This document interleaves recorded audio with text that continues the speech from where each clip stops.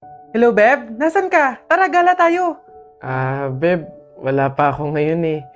Sa susunod na lang siguro.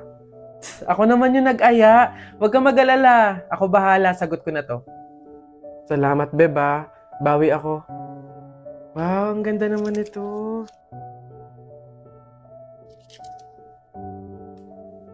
Kaso ang mahal pala.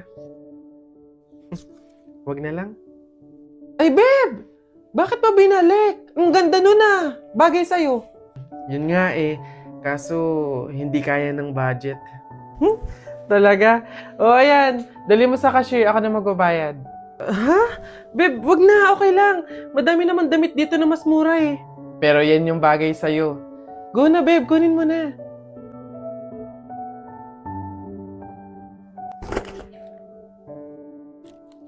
Ate, baka po may pera ka po dyan. Pambili lang po namin ng pagkain ng kapatid ko.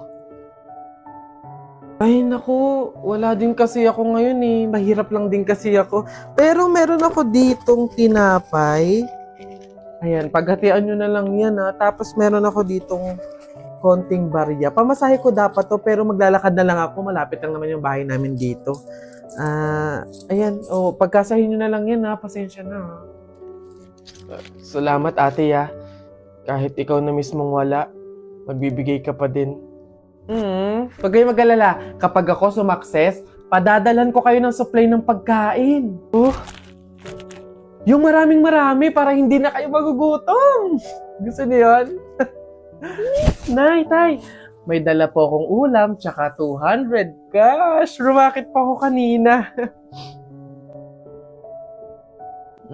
Nay, tay, pasensya po kung yan pa lang muna. Wala yun anak. Malaking bagay na yun sa atin. Kami nga tong nahihiya at sa ganyang edad mo tinutulungan mo na kami sa pagdadala ng buhay.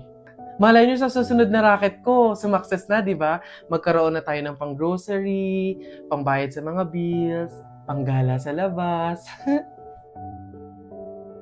Aayon din po sa atin ng panahon.